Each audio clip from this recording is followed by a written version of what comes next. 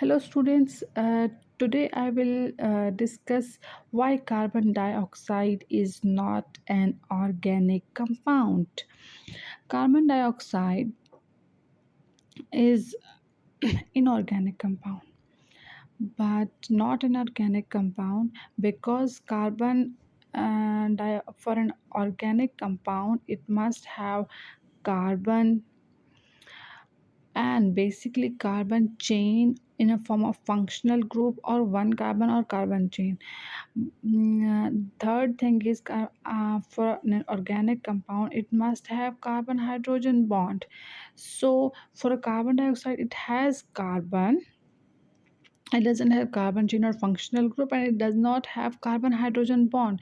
So we cannot categorically say it is an organic compound. Rather it is an inorganic compound because it does not have any functional group, doesn't have carbon hydrogen chain, because organic compound is a compound that has carbon hydrogen bond.